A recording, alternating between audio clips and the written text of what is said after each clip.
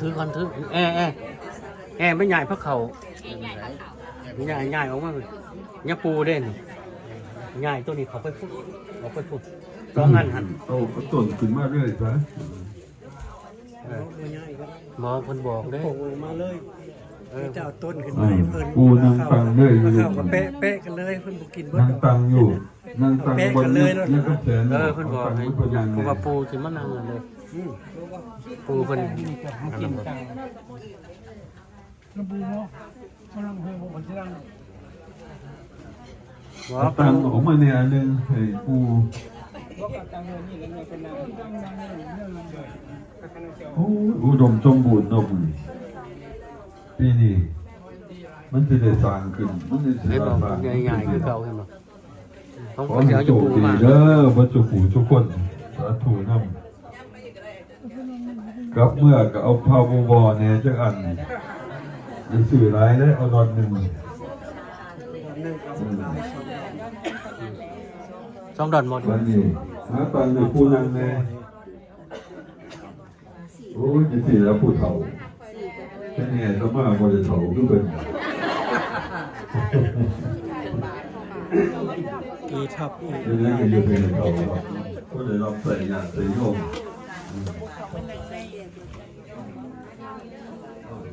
นั่งนะบ่เพิ่นนั่งนะบ่ต่อไปอวยสลากนางบุญรัตกุลคือยโพพุทธวาเด้อต่อไป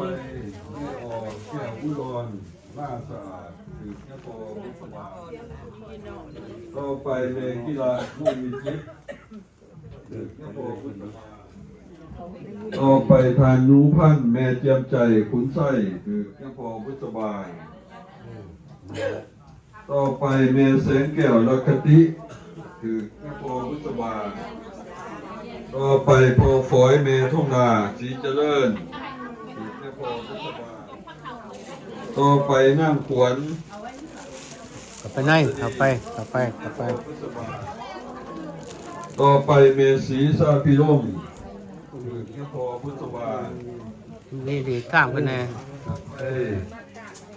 เมเสริมพันธวงศ์นางสุกเสริมพันธวงศ์และบ่าวลายอินทจักรถือเนี่ยพอพุทธบาเด้อต่อไปเท่าพินสวรรค์นางวัดมาไล่วอน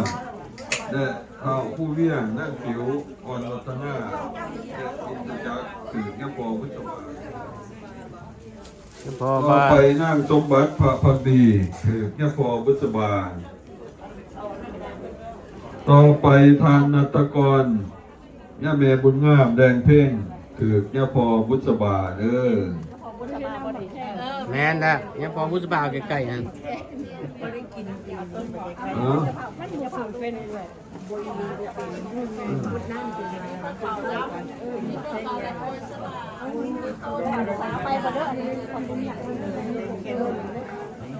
๋อต่อไป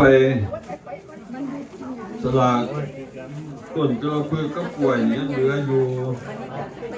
อันนี้มอบให้พระเจ้าใหญ่เด้อ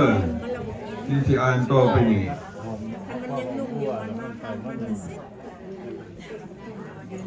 แม่พงผิวสินบัณฑิตถวายพระเจ้าใหญ่เด้อแม่พงผิวสินบัณฑิตถวายพระเจ้าใหญ่เอาไว้ทุกคนเอาไว้แก้ แค่มันเห็นสีใบเหลืองๆแหละแปลว่าพออยู่ในเงินแม่นได้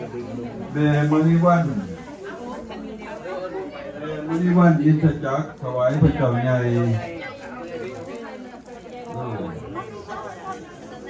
เขาขึ้นโต๊ะไงเครื่อง ทา โต๊ะ งสมพรนางเวียงมณีต้นสงข้ามถวายพระเจ้าใหญ่ ไปโต๊ะใหญ่ เมตุเนียนบุญนักถวายพระเจ้าใหญ่บุญนักเมสีสาพิร่มถวายพระเจ้าใหญ่